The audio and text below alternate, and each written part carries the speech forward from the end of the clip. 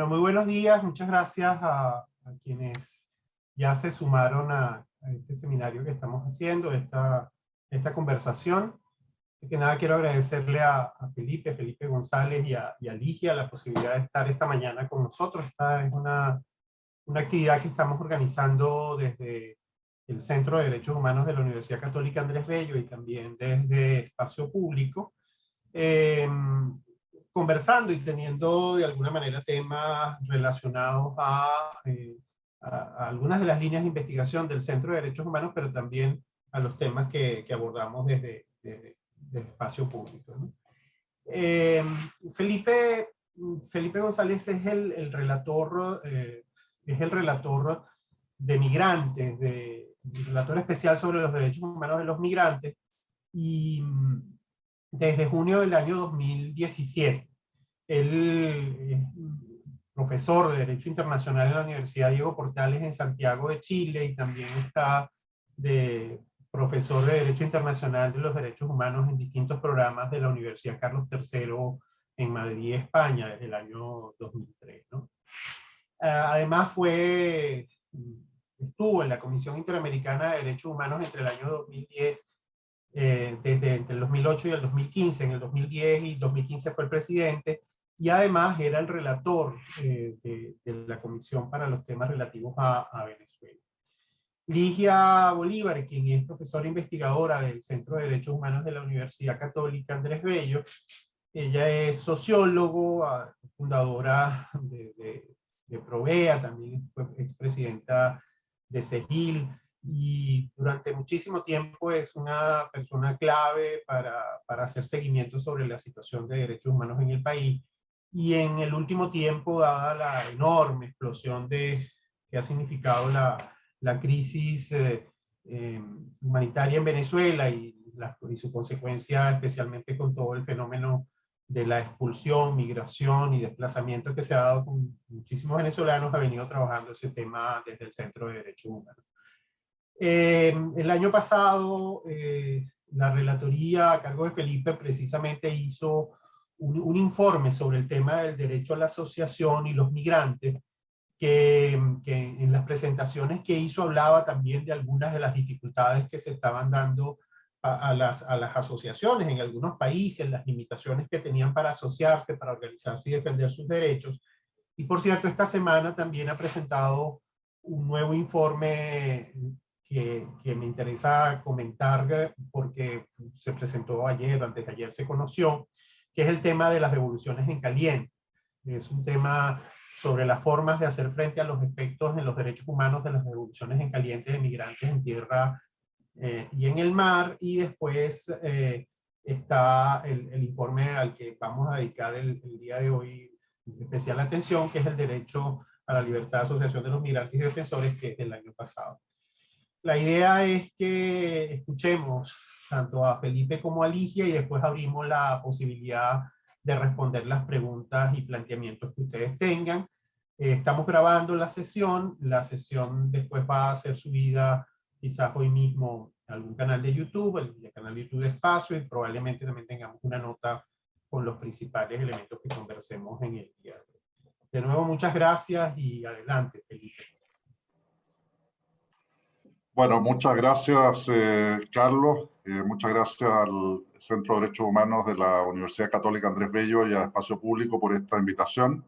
Y estoy muy contento de estar también en esta sesión con Ligia Bolívar, con quien estaré en otro webinar más tarde también.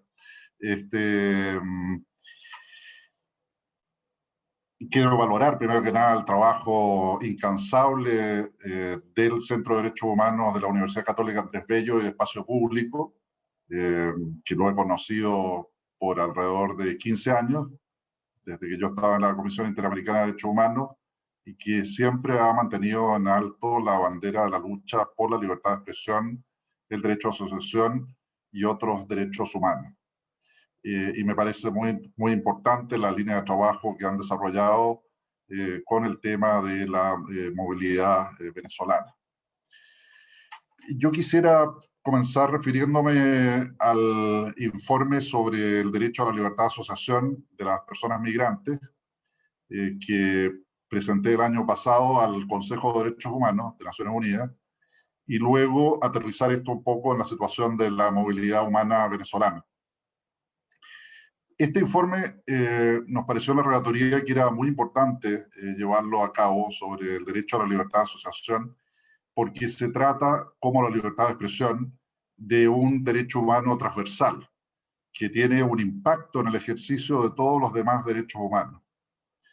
Y creo, y así se refleja en el informe, que esto es especialmente evidente en el caso de las personas migrantes, que habitualmente están en una situación de especial marginalidad, especialmente las personas migrantes en situación irregular, pero también habitualmente las personas en situación regular, o la mayoría de ellas. Su voz queda opacada habitualmente en el debate público en los países de destino o de tránsito. El hecho de que no tengan o tengan derechos políticos muy limitados es también un factor al respecto.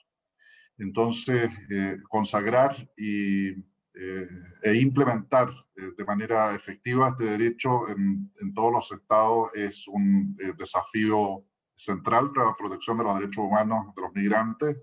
Desde luego es un requerimiento del derecho internacional, y en este sentido es muy importante que los estados avancen al respecto.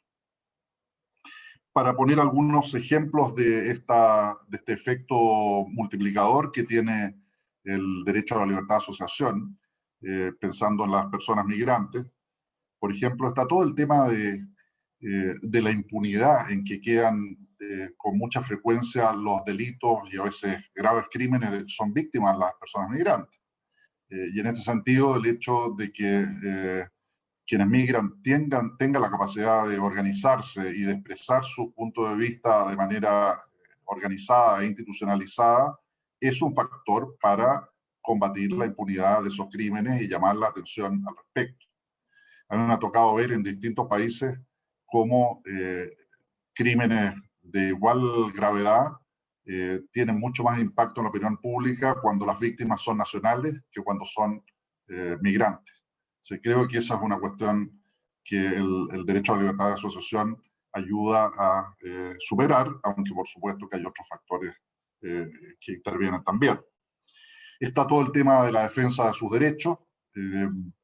Afortunadamente, lo que observamos en la mayoría de los países de América Latina en la última década o así es una creciente labor de los organismos de derechos humanos nacionales en el tema de migrantes, pero desde luego esto no reemplaza a la defensa que las propias organizaciones de migrantes puedan hacer, expresando su propio punto de vista, sus prioridades y posicionándose públicamente con las lideresas y los líderes de esas propias organizaciones.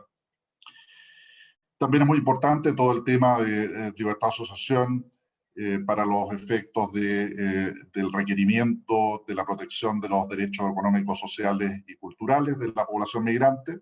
Esto, por supuesto, en el contexto actual de pandemia lo vemos de manera aún más clara, en que ha habido intentos, a veces concretados, otras veces frustrados, de distintos gobiernos por discriminar a la población migrante, por ejemplo, en la cuestión de la vacunación o en otras formas de acceso a la salud en el contexto de la pandemia. Pero, desde luego, esto tiene un alcance mucho más general y se refiere a los distintos derechos sociales y más allá de la pandemia también. Y también señalaría yo la importancia que tiene el derecho a la libertad de asociación en términos de combatir la xenofobia.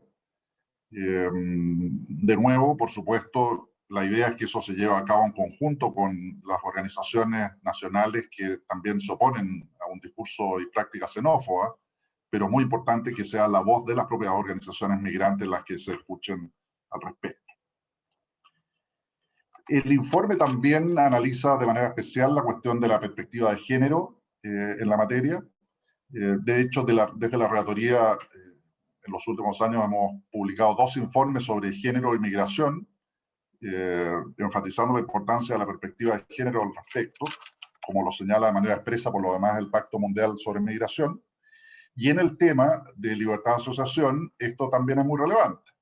Y hay un ejemplo, entre muchos otros, pero diría yo uno especialmente acuciante, que se refiere a la situación de las personas en el servicio doméstico, la mayoría de las cuales son mujeres, que quedan en una situación aún más desprotegida que la mayoría de la población migrante, y por lo tanto su necesidad de protección, de la protección de sus derechos humanos es aún más significativa, y su derecho de asociación debe ser garantizado.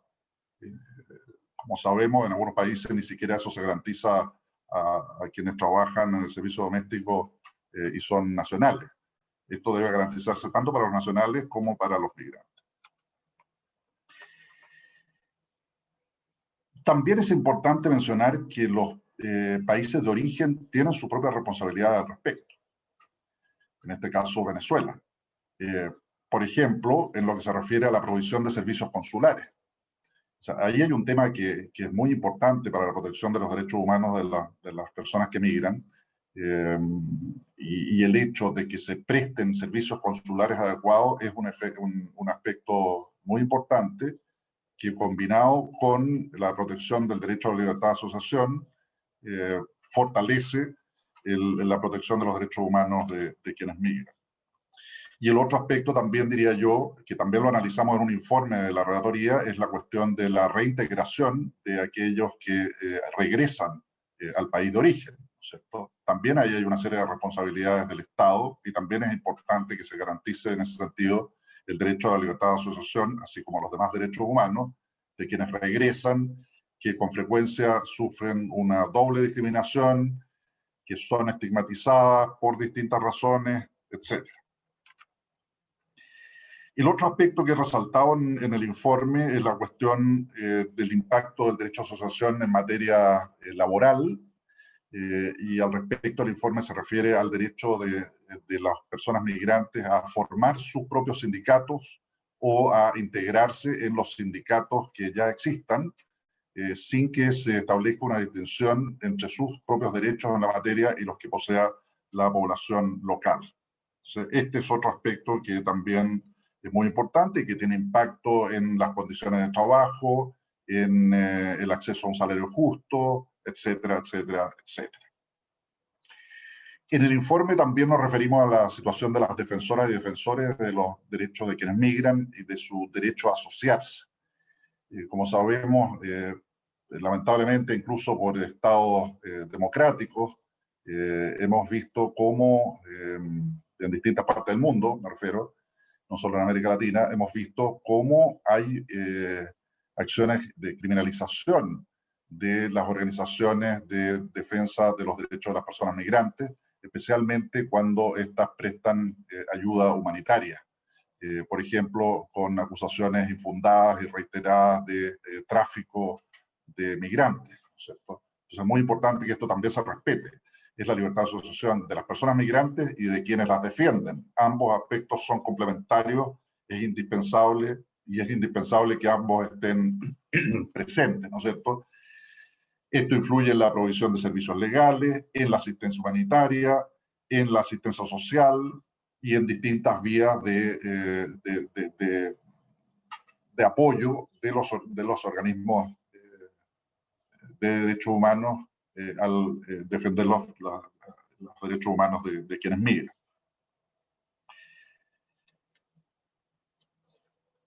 En definitiva, diría yo, en relación con el informe general, y antes de pasar a la situación de la movilidad humana venezolana, el informe sobre el derecho a la asociación de las personas migrantes enfatiza que la garantía de este derecho es crucial para un fortalecimiento de la voz, de que se escuche la voz de quienes migran en el debate público en los distintos países en que se encuentran. De otra manera, se mantienen en un perfil muy marginal, y tampoco es posible pensar que por más esfuerzos que hagan, las organizaciones de derechos humanos pueden suplir lo que es un derecho y lo que es la propia voz de las personas migrantes, ¿cierto? Entonces, no es una crítica absoluta a los organismos de derechos humanos locales de cada país, no. Lo que digo es distinto el rol que esos organismos juegan, muy importante también, y el que pueden jugar las asociaciones migrantes propiamente tal.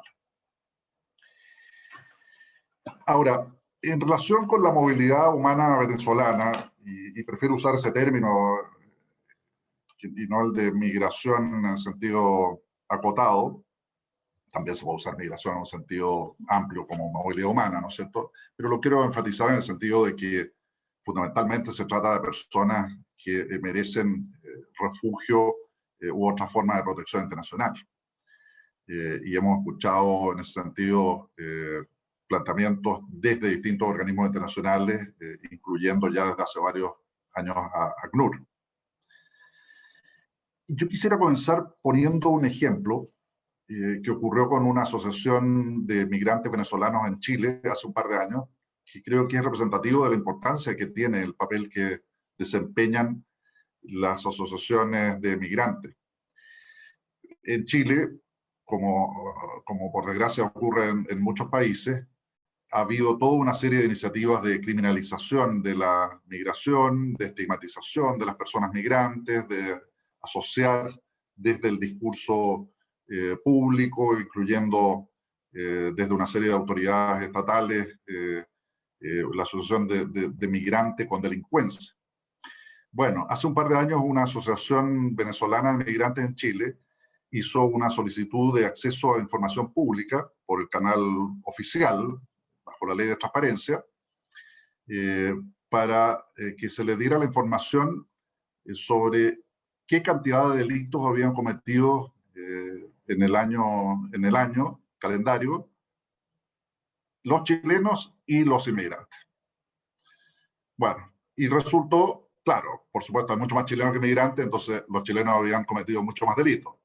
Pero si uno lo miraba en términos porcentuales, como tasa, era mucho más bajo, era mucho más baja la tasa de delitos cometidos por personas extranjeras. Mucho más baja, a pesar de que la mayoría, y la comparación era hecha con los dos grupos completos, ¿no es cierto? Y sabemos que en realidad, por favor, esto no es estigmatización, pero sabemos que en la realidad la mayoría de los delitos los cometen las personas jóvenes. Y el grueso de la población migrante es joven. O sea, la población migrante promedio en Chile es mucho más joven que la población promedio migrante, que la población nacional chilena. Y sin embargo, la tasa de delito era muchísimo más baja. Entonces, esta fue creo que fue muy importante la iniciativa y se difundió ampliamente por los medios de comunicación. Y esta fue una iniciativa que se le ocurrió a la propia Asociación Venezolana. Yo creo que esto no es que revele una falta de sensibilidad de los organismos de derechos humanos chilenos, no. Lo que pasa es que creo que la percepción de la realidad, la sensibilidad que se tiene, no es comparable del migrante mismo y del nacional. En ese sentido, la migrante es quien mejor sabe cuáles son los temas especialmente relevantes y cómo avanzar a ese respecto. Por supuesto que es muy importante el diálogo con las organizaciones locales, etcétera, pero el papel propio de las organizaciones de migrantes es muy importante e insustituible, diría yo.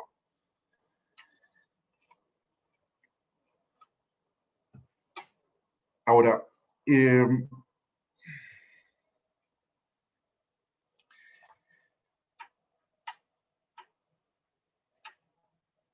me parece que el hecho de que la movilidad humana venezolana se haya precipitado tan significativamente en el último lustro, o así más o menos, ¿no es cierto?, desde el año 2015, aunque ya venía siendo significativa desde antes, pero que se haya acelerado tanto, es un problema desde el punto de vista de su integración social, ¿no es cierto?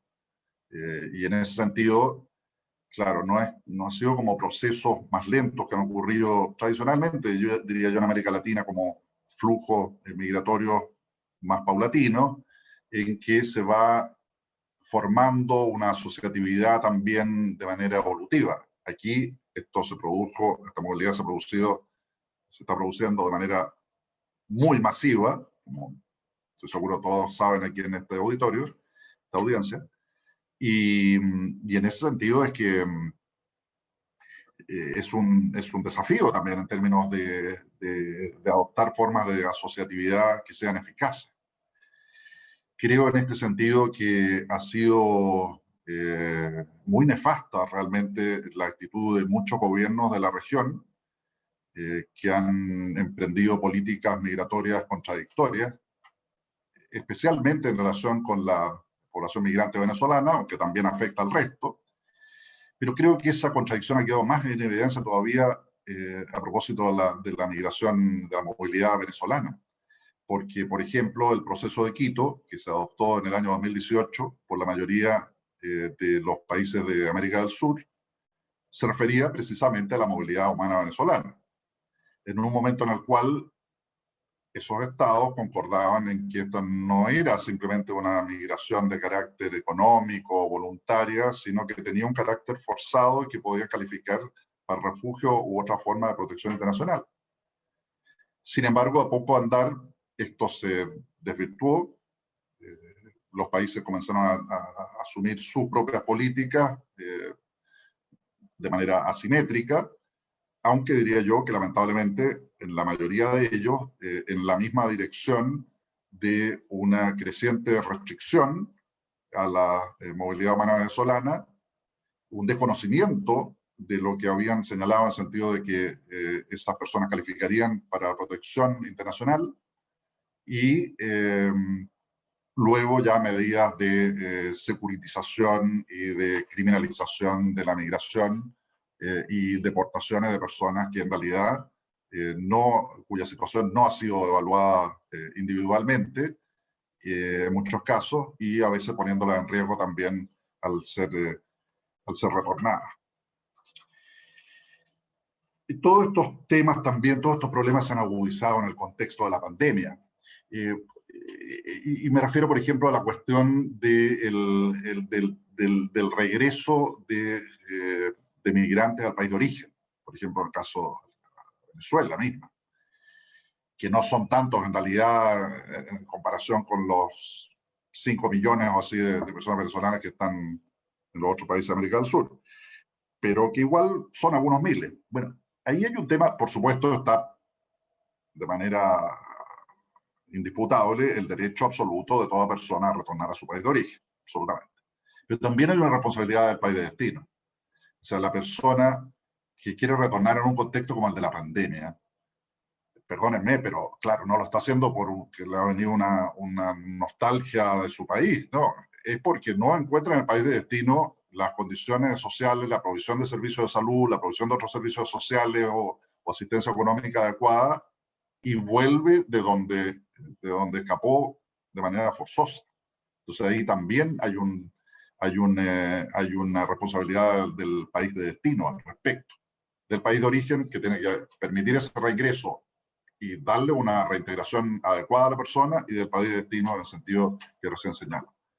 Bueno, en este aspecto, por supuesto, que lo que se refiere al ejercicio de la libertad de asociación es también muy importante.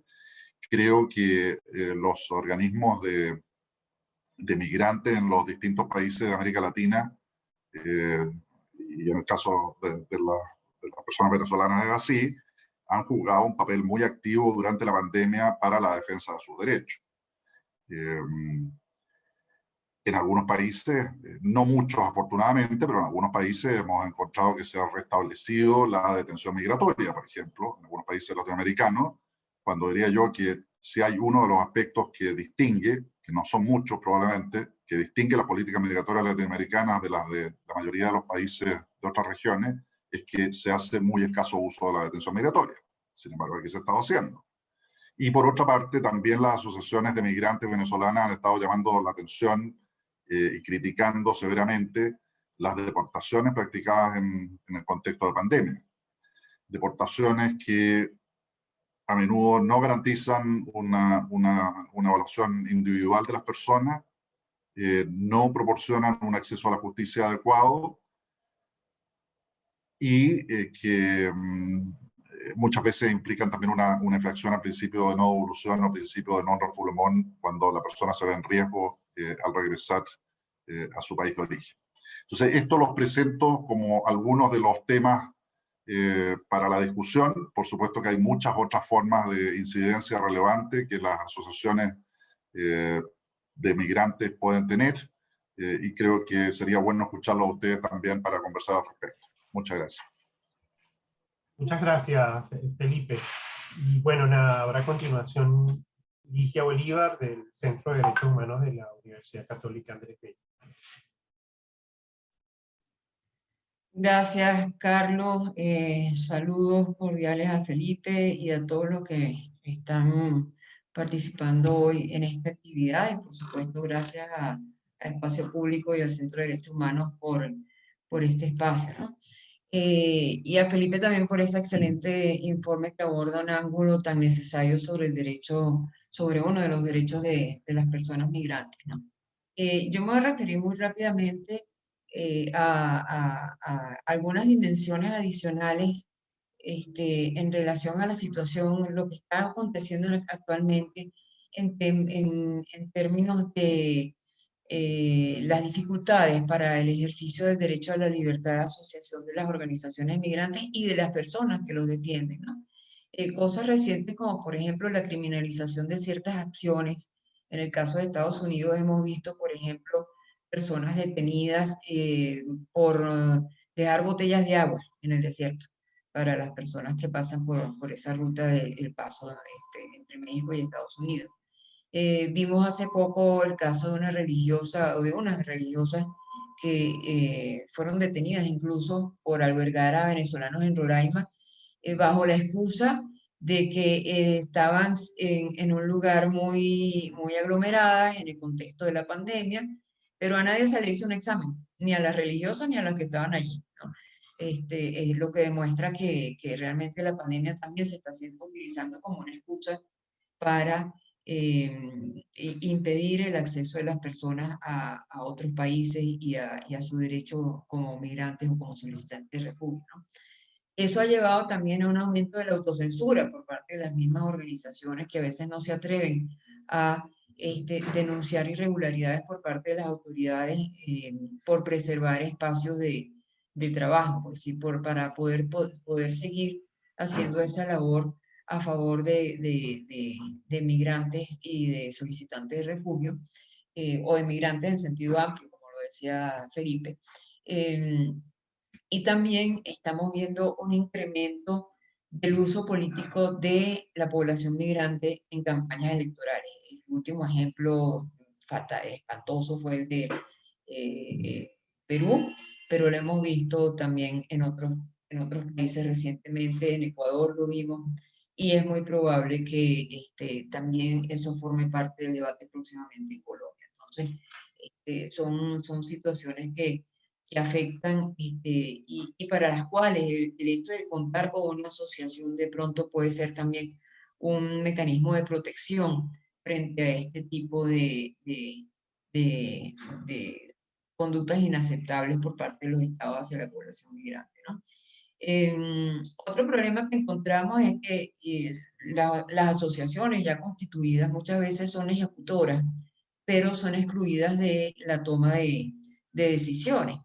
Tenemos, en el caso de las asociaciones venezolanas, tenemos muchísimas asociaciones pequeñas que no están formalizadas porque, bueno, porque carecen de los recursos, no tienen quien los oriente para llevar a cabo ese registro, pero que en todo caso son asociaciones que trabajan en la primera línea, que están en el frente dando esa asistencia inmediata al que cruza la frontera, al que requiere determinado tipo de apoyo. No siempre tienen la capacidad para ser escuchadas por parte de los gobiernos, ¿no? Otro problema es que en general en la región buena parte de la carga de la respuesta a la población migrante recae en las asociaciones, sean organizaciones nacionales, ONGs nacionales, ONGs internacionales con presencia en los países receptores de población o organizaciones de migrantes, ¿no? Lo vimos en un sondeo que se hizo desde el Centro de Derechos Humanos el año pasado, por ahí creo que fue en abril, en mayo del año pasado, en abril, donde hicimos un sondeo sobre la respuesta que se estaba dando a las necesidades de la población migrante y refugiada en el marco de la pandemia. Fue un sondeo que hicimos precisamente con organizaciones que trabajan con población migrante y refugiada.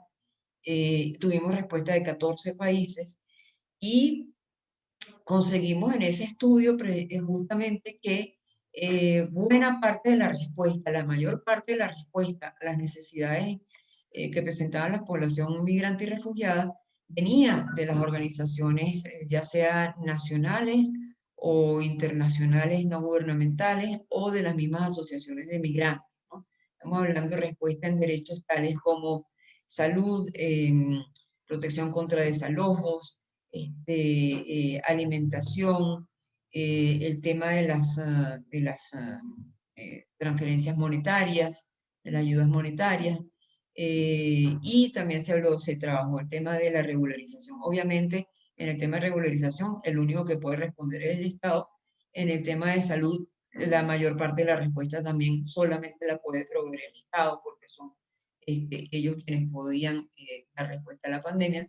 Pero en el resto de las áreas, la mayor parte de la respuesta estaba siendo dada y sigue siendo dada por parte de las asociaciones. Sin embargo, a pesar de este papel importantísimo que juegan en la búsqueda de respuesta a las situaciones de necesidad que presentan las personas migrantes y refugiadas, los espacios para su participación son herméticos. Un ejemplo de ello lo tenemos en el proceso de Quito, donde ha sido extremadamente difícil que las organizaciones de la sociedad civil participen, incluso las mismas asociaciones de los países anfitriones de las reuniones del proceso de Quito han tenido extremadas dificultades para participar. Solamente fue posible tener una participación en la reunión que se celebró en Argentina, pero por lo demás todas han sido muy herméticas. Entonces, ahí tenemos una brecha grande entre lo que es el trabajo que están desarrollando estas asociaciones y su capacidad de incidencia en la toma de decisiones en lo que tiene que ver con las políticas públicas, ¿no? En el caso de Venezuela, el Instituto de Investigaciones Económicas y Sociales de la Universidad Católica Andrés Bello publicó hace poco también un estudio sobre las asociaciones de venezolanos en el exterior, perdón. Bueno, impresionante en primer término la cantidad de organizaciones. Ellos tenían un registro de 326 organizaciones, de las cuales 204 están ubicadas en Colombia y 122 en otros países de América Latina y el Caribe. De ahí tomaron una muestra, perdón, de ahí respondieron 70 y tantas organizaciones el cuestionario, y ellos tomaron una muestra de las 60 que cumplían con los requisitos y perfiles que ellos necesitaban para la investigación. Encontraron cosas bien interesantes, y como por ejemplo que el 73% de estas se encuentran registradas en el país de acogida, y tienen pues su personalidad jurídica. Eso es un porcentaje bastante alto y significativo, que da cuenta también favorablemente positivamente de la flexibilidad y la apertura de estos estados, a diferencia de lo que sucede en Venezuela, para facilitar el registro de cualquier tipo de asociación, incluidas asociaciones de extranjeros, ¿no? Otro hecho interesante es la gran presencia femenina en estas asociaciones de venezolanos en el exterior. Gran parte de la composición es femenina, pero al llegar a posiciones de liderazgo, la situación es 50% a 50%. Es decir, mitad y mitad, aunque en las bases la presencia femenina es muchísimo mayor que la masculina, ¿no? Otro elemento interesante es que un tercio de las organizaciones tiene fuentes de financiamiento diferentes al propio bolsillo de los miembros. Eso significa que todavía hay una proporción importantísima de organizaciones, de asociaciones que no están suficientemente organizadas, o sea, que no tienen la capacidad para montar un proyecto y generar fondos, solicitar financiamiento a alguna fundación, incluso hasta un gobierno local, ¿no? Y también predomina el voluntariado. Es decir, la gran mayoría de las personas que pertenecen a asociaciones de migrantes venezolanos en el exterior son voluntarias, ¿no? Ahora bien, también el perfil de participación es interesante destacarlo. Participan personas de clase media, fundamentalmente, que llegaron por vía aérea, con alto nivel educativo, con condición migratoria regular, mientras que los caminantes y estas personas que están llegando en condición irregular tienen una presencia mínima, siendo los que más necesidad tienen de protección y de apoyo, ¿no? Em, También es interesante destacar que hay amenazas que se perciben como relevantes por parte de los migrantes, encontrándose similitudes importantes en los diferentes países de acogida, que son como diversos en la región que se estudió. eh, pero, o sea, se llegó a encontrar 14 amenazas, se llegaron a identificar, mejor dicho, 14 amenazas relacionadas con la imposibilidad de obtener documentos, con el tema de la salud, en fin, con una cantidad de temas, pero curiosamente ninguna relacionada con su capacidad para asociarse, lo cual creo que, de nuevo, es un elemento favorable y que quizás eso está correlacionado con el hecho de que, bueno, tenemos 73% de organizaciones registradas, ¿no? Entonces, bueno, en definitiva, hay un perfil interesante de organizaciones amplísimo en la región y creo que es interesante también, ya para ir cerrando, ver cuáles son los aportes de las asociaciones de migrantes venezolanos. Por un lado, tenemos un referente importantísimo que en el caso nuestro, que es la Coalición por Venezuela, que reúne a más de 60 organizaciones, asociaciones en 20 países de las Américas. Y eso, por supuesto, permite tener una visión muy general de lo que está pasando en la región, porque es una coalición que permite eh, tener ese intercambio también entre las asociaciones que la conforman y eso facilita llevarle un poco más de cerca el pulso a la situación. Por cierto que está revisando ahorita, cuando lo puso José Antonio López aquí, la página de web de la Pan American Caribbean Union for Human Rights, y creo que hay un error que deberían revisar porque quizás copiaron la plantilla de web y aparecen las mismas cifras de la Coalición por Venezuela, que son 64 organizaciones, aparecen copiadas en esta página y sabemos que esta Asociación del Caribe no tiene esa cantidad de asociaciones ni que está presente en los 23 países como la coalición. Entonces, sería bueno que lo corrigieran para evitar confusiones. Luego, perdón, me secó la garganta. Yo bogotano no escucho. Otra cosa es, bueno, hablábamos de la importancia entonces o de lo valioso que es tener estas coaliciones que permiten también llevarle el pulso a la situación, ¿no? Y lo mismo pasa en las asociaciones dentro de un país. Por ejemplo, en el caso de Colombia, a raíz del anuncio del Estatuto Temporal de Protección para la Población Migrante Venezolana,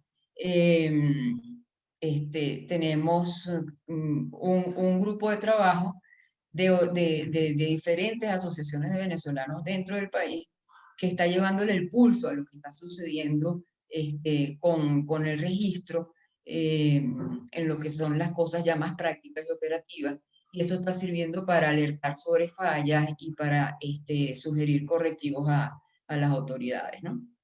Y luego tenemos asociaciones muy valiosas sobre temas específicos, como es el barómetro de xenofobia, que ya está presente, empezó en Colombia, está presente también en Perú, y de esa manera el barómetro va llevándole el pulso a este tema tan importante, sobre todo en estos picos que se presentan de pronto cada vez que hay una autoridad que hace una declaración infeliz sobre el tema de la xenofobia en algunos de estos países, como mencionaba Felipe anteriormente, ¿no?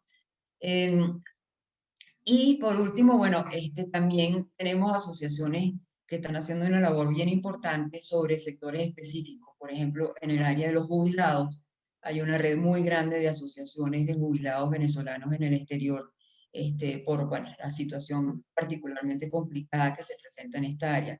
Y también en el área de la comunidad LGBTI, donde de nuevo hay una respuesta muy solidaria y muy inmediata a la población migrante y refugiada LGBTI por parte de estas asociaciones. ¿Cuáles son los grandes déficits? Ya con eso termino. Yo diría dos básicamente, ¿no? Primero, en lo que mencionamos anteriormente, que hay muy buen trabajo de asistencia directa, pero muy poca capacidad de incidencia en las políticas públicas. Esa es una gran limitación. Y la otra creo que es la necesidad de incrementar la participación de los más vulnerables. Como decíamos, son asociaciones de clase media, de gente bien muy capacitada, pero hay que darle más espacio también a quienes más necesidad tienen de ese apoyo. Y lo dejo hasta aquí por ahora. Muchas gracias. Muchas gracias, Lidia.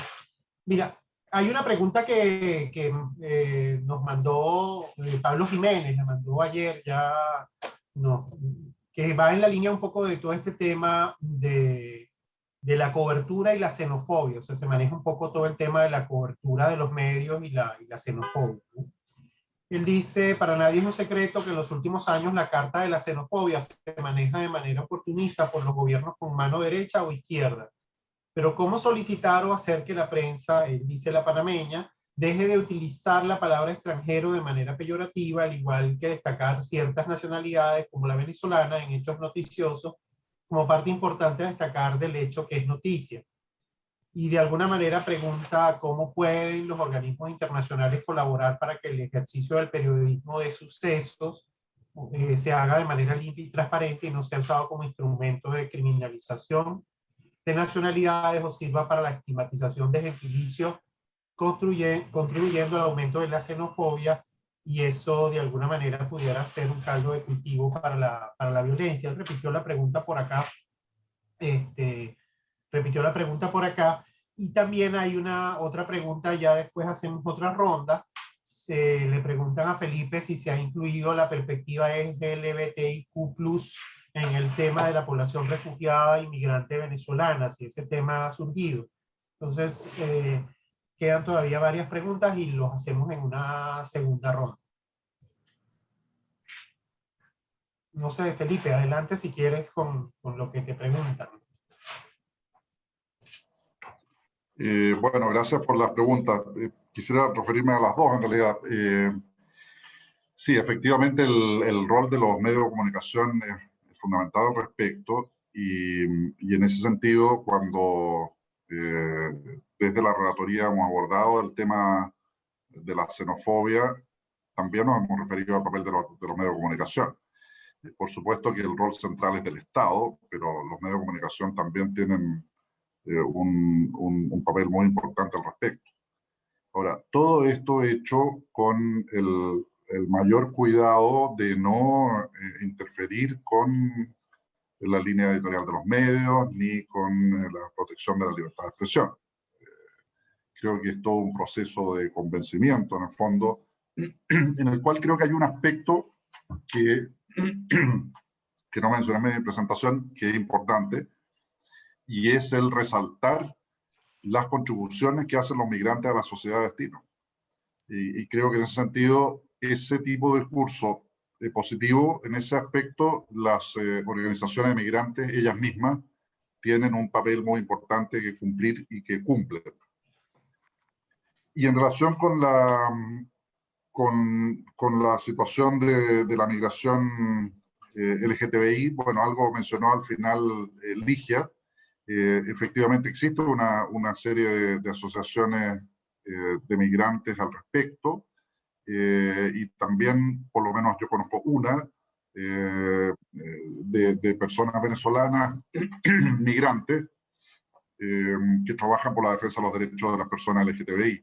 Nosotros en los informes de la relatoría también nos hemos referido en forma constante a la situación de este colectivo, y de hecho ahora este es un tema que también estamos viendo con el relator sobre orientación sexual e identidad de género, Víctor Madrigal, a propósito de la población migrante. Ligia. Sí, solo agregaría en relación con una de las preguntas sobre el tema cultural, sí, gracias por notarlo, se me pasó, pero también es cierto que no es solamente en Filadelfia y Calgary, también en Sudamérica existe ese tipo de iniciativas, incluso en el caso de Colombia y en Argentina hay dos iniciativas muy interesantes de antiguos miembros del Sistema Nacional de Orquestas en Venezuela, que como sabemos es una experiencia muy numerosa, y que ahora están en esos países y ahí se han organizado y tienen sus propias orquestas, algunos de ellos son docentes en el área de la música, y se han convertido, y han convertido la música también como un vehículo de integración y de conexión con el país receptor, ¿no? Al menos, por lo menos, conozco esas dos experiencias de Argentina y de Colombia, seguramente debe haber otras, ¿no? Y había una pregunta que creo que quizá Felipe está en mejor capacidad que yo para responderla, que es la que tiene que ver con las expulsiones, la pregunta que hace de Caleidoscopio Humano sobre las expulsiones desde Chile. De hecho, la relatoría a cargo de Felipe hizo una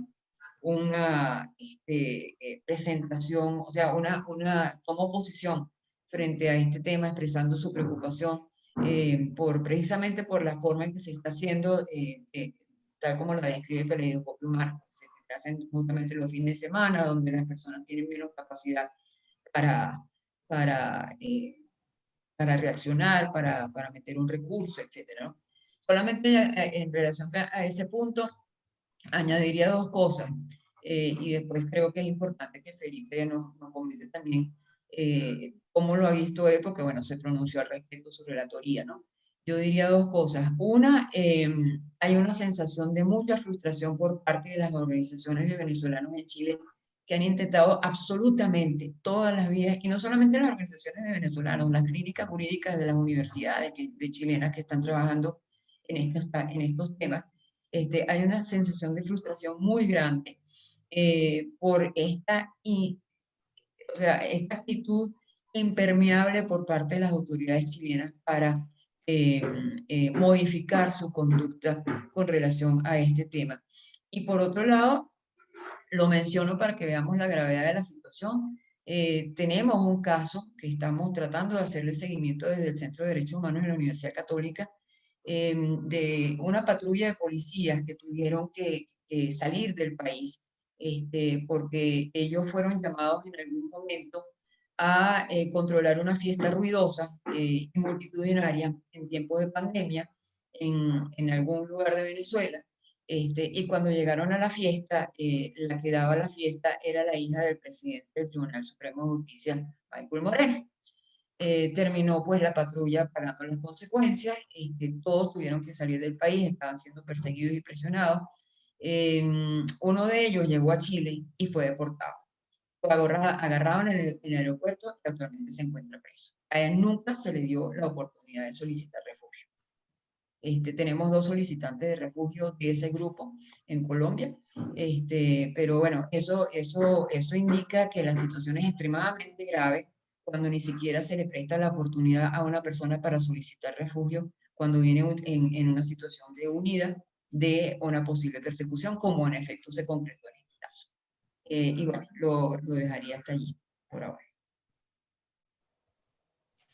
Entonces, no me había fijado que en el chat había preguntas, también yo estaba mirando las preguntas y respuestas. Sí, yo creo que yo es no me fijé en las preguntas y respuestas. Sí, se yo creo repartieron que es el trabajo. lamentable el giro en la política migratoria del gobierno chileno, porque fue uno de los gobiernos que, por lo menos en el discurso, se suponía que era más receptivo de la movilidad venezolana. Y esto ha cambiado en forma dramática en términos de deportaciones, de militarización de la frontera, impedir el acceso a la justicia o limitarlo severamente, impedir el ejercicio del derecho a buscar y recibir asilo, etc. O sea, se están conduciendo una serie de expulsiones de manera prácticamente automática, porque la persona ingresó irregularmente,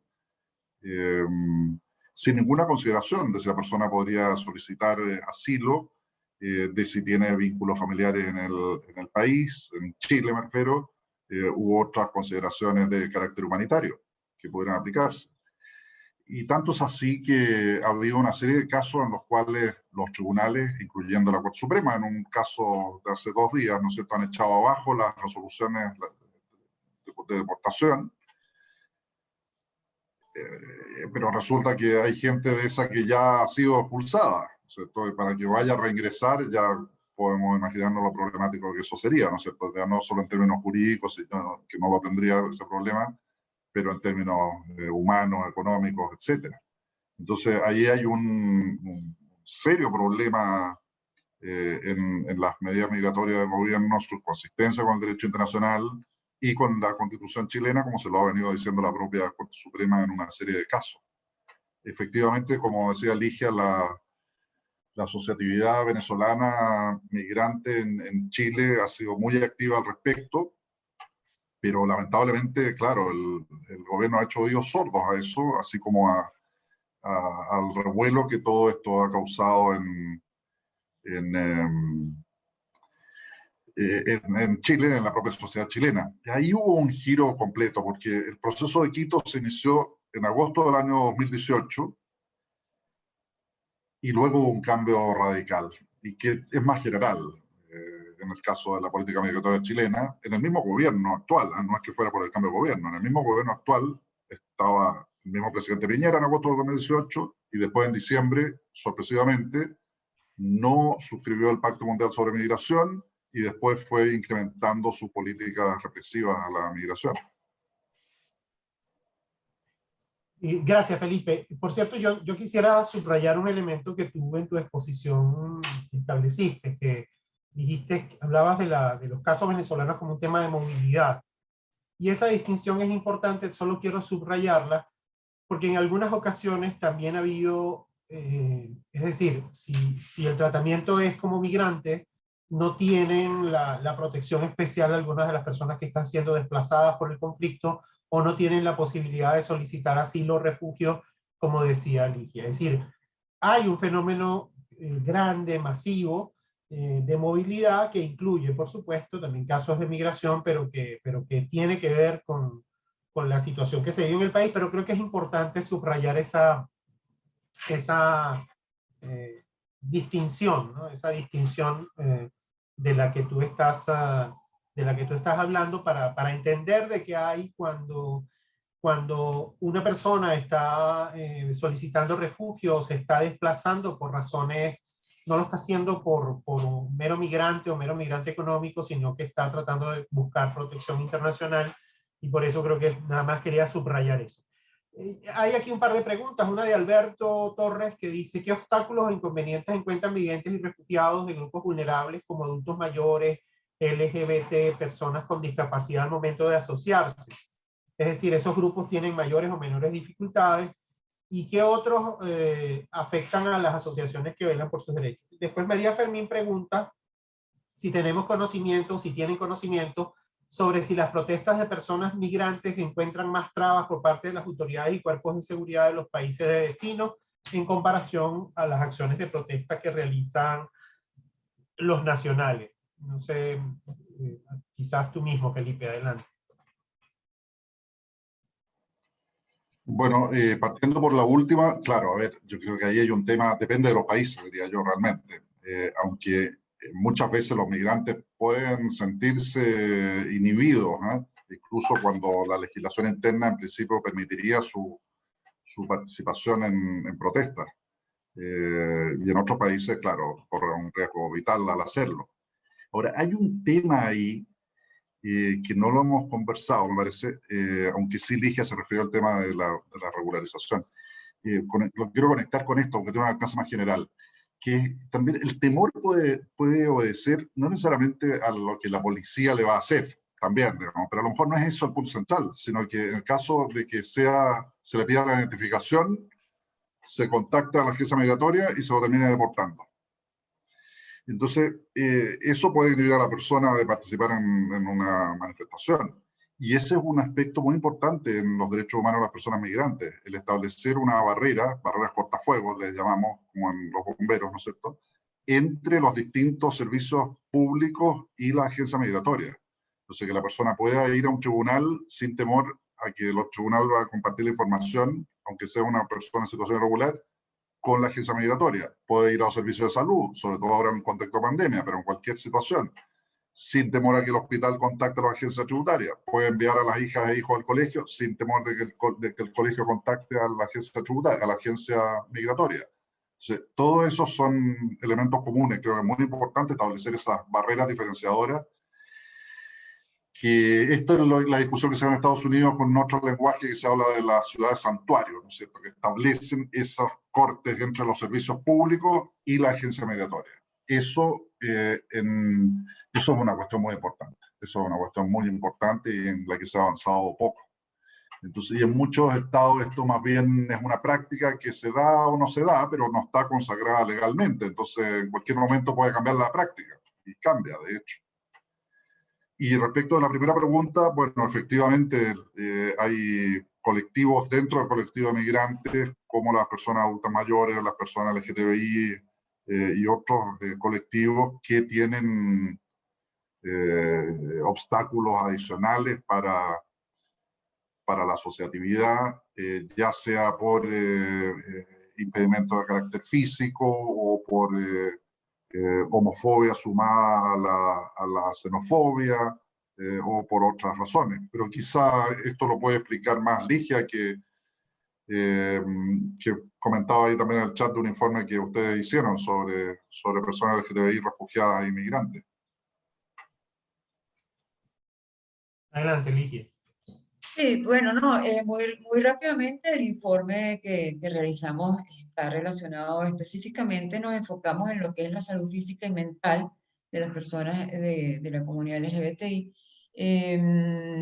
Y dentro de salud física, pues abordamos el tema del VIH, como la ausencia de tratamiento en Venezuela, y últimamente ya ni siquiera el tratamiento, sino la ausencia de posibilidades de identificación, o sea, por la falta de reactivos, etcétera, ha hecho imposible para muchas personas permanecer en el país y han optado por salir para poder tener acceso al tratamiento, ¿no? Y esto lo hemos visto en diferentes países, en Colombia, en Ecuador, en Perú, en Chile, donde hay también organizaciones fuertes nacionales y de venezolanos que están apoyando a esta comunidad para hacer frente a la situación. Afortunadamente, en la mayoría de los países es posible acceder al tratamiento sin necesidad o sea, independientemente de la condición migratoria, ¿no? Así sucede, por ejemplo, en el caso de Chile y en el caso de Ecuador. También el informe maneja todo lo que tiene que ver con salud mental, abordando principalmente lo que es la situación particular que viven las personas trans, ¿no? Pero hay que decir que también encontramos buenas prácticas, incipientes, pero favorables, como es el hecho de una mujer trans solicitante de refugio en Colombia, que se le reconoció el derecho a ser registrada con su nombre de mujer, ¿ya? Y no con el nombre de identidad que traía de Venezuela. Actualmente, por ejemplo, en lo que es el tema del Estatuto Temporal de Protección para Población para Migrantes Venezolanos, se incorporó un artículo específico relacionado con la manera en que se van a registrar a las personas trans. Entonces, bueno, son pequeños logros que se van obteniendo y para los cuales, sin duda, las asociaciones están teniendo un papel bien importante, ¿no? Entonces, creo que eso también es un elemento a destacar. No creo que de lo que yo he visto, no ha habido problemas ni para adultos mayores ni para población LGBT Como decía, hay muchísimas asociaciones de jubilados venezolanos en el exterior y una federación de jubilados venezolanos en el exterior. No conozco ninguna experiencia de personas con discapacidad. No, y una de las cosas que se está dando es que empieza también a surgir organizaciones por grupos profesionales, ¿no? Empieza a haber, por ejemplo, a organizaciones de periodistas en el sur de la Florida, en Panamá conozco de algunas, también ahí en España, en Perú. Es decir, también empieza a haber organizaciones profesionales de diverso tipo que están intentando juntarse, asociarse para tratar de impulsar algunas iniciativas. Y eso un poco en la línea de la pregunta de Pablo. Creo que Ligia lo planteaba, quizás uno de los desafíos. Hay muchísimas organizaciones. José decía aquí que hay unas 914 organizaciones no gubernamentales de venezolanos en el mundo. Hay muchísimas organizaciones como atendiendo contingencias desde hace varios años. Por ejemplo, la situación esta de la semana pasada se hizo visible, la presencia de personas de Venezuela que están tratando de cruzar el Río Grande, y había unas fotografías que un diario español las publicó, y ahí sé que hay organizaciones de acogida en Estados Unidos y que se están movilizando y que hacen algún tipo de apoyo, pero quizás uno de los desafíos, como decía Ligia, es tratar de incidir mucho más en las dinámicas de opinión pública, pero también en las dinámicas de política pública. Yo no sé si Felipe o Ligia quisieran agregar algo, porque estamos ya cerrando. También por aquí Pablo pregunta, preguntan por acá, un par de nuevos mensajes. Pablo, que se refiere a una diputada en Panamá que tiene un potente poder comunicacional y que se dedica a descalificar a los venezolanos y que utiliza su curul para esto. Esto es un fenómeno que lo vimos en la campaña peruana, también lo vimos con la alcaldesa de Bogotá. Es decir, hay ese tipo de situaciones que se están presentando, y yo creo que se van a seguir presentando, y es muy importante que precisamente los venezolanos y venezolanas que están fuera se organicen y traten de articularse también con distintas organizaciones, porque también empieza a haber organizaciones académicas en distintos lugares que están prestando apoyo a la movilidad venezolana. No sé si Ligia, Felipe quisieran concluir con alguna dimensión que se nos escape o que quisieran comentar. Adelante, Felipe. Sí, bueno, no, yo quisiera terminar con un mensaje que tiene que ver con algo que mencionó Ligia, que creo que es una cuestión central, que es el hecho de que los estados emprendan procesos de regularización y de una manera seria, genuina, no como no a cuentagotas. Esto, por supuesto, que no es la panacea, no soluciona todos los problemas, pero cuando la persona está en una situación irregular y se va extendiendo eso en el tiempo, el ejercicio de todos sus derechos, incluyendo el objeto central de este webinar, ¿no es cierto?, de libertad de asociación, se ve tremendamente restringido. La persona se autoinhibe, muchas veces con razón, por las sanciones de las que se va a ser objeto por la situación irregular en que se encuentra, si es detectada. Entonces creo que es muy importante el emprender esos procesos de regularización. Hemos hecho llamados con el Comité de Trabajadores Migratorios, la Relatoría en conjunto a los estados en diversas oportunidades, y especialmente ahora en el contexto de pandemia. Lo que ha hecho una serie de estados ha sido extender permisos de residencia temporal mientras dure la pandemia, o extender aquellos que estaban vigentes y con fecha de caducidad pronta, pero procesos de regularización propiamente tales han sido muy escasos. Y en ese sentido yo destaco lo de Colombia, porque la cuestión de la pandemia no se va a acabar con sus efectos de un día para otro. Ojalá se acabe con sus efectos pronto en términos sanitarios, pero en términos económicos y sociales va a perdurar por mucho tiempo. Y mientras mantengamos a toda esa población en situación irregular, el problema va a seguir siendo sumamente dramático. Sí, no, yo insistiría solamente en los dos últimos puntos que había mencionado, y es la importancia de seguir exigiendo que las organizaciones, asociaciones y defensores de derechos de migrantes no se han visto solamente como ejecutores, sino como voceros y asociaciones que tienen el derecho también de intervenir y de aportar en la toma de decisiones para la formulación de políticas públicas, y eso hacia los estados y hacia adentro, pues el reto de cómo integrar mejor a la población que más lo requiere, que es justamente la que no está participando en estas asociaciones, como en el caso de Venezuela se refiere a los caminantes. Oye, Felipe, muchísimas gracias por abrir brecha y tiempo para compartir esta mañana un rato, y también, por supuesto, a Ligia, y conversar de este tema que es el tejido asociativo de los venezolanos que se anda moviendo por distintos lugares. Y sin duda, intento responder una última pregunta de María. Creo que lo fundamental es que, que las organizaciones de los venezolanos se asocien. Es fundamental para hacer escuchar su voz, para que de alguna manera en los distintos países puedan conocerse las distintas perspectivas. Yo creo que es muy importante el planteamiento de Ligia en el sentido de ampliar la base de muchas de esas organizaciones, porque hay sin duda muchísimos que no están vinculados a este tejido asociativo que se está dando, y es muy importante que se junten también entre esas organizaciones para crecer juntos. De verdad que muchas gracias, Felipe, muchas gracias, Ligia, por esta mañana y por la posibilidad Gracias. de compartir información y estar con nosotros un rato. Gracias a ustedes, Carlos. Muchas Hasta gracias. pronto, hasta pronto, muchísimas gracias. Les recuerdo a todas las personas que nos siguieron que van hoy en la tarde, seguramente publicaremos una nota con la información sustantiva de esto, y vamos a publicar en las redes tanto de la universidad como de Espacio Público el contenido del video para aquellos que estén interesados. Muchísimas gracias y estupendo, que pasen un estupendo día. Hasta pronto.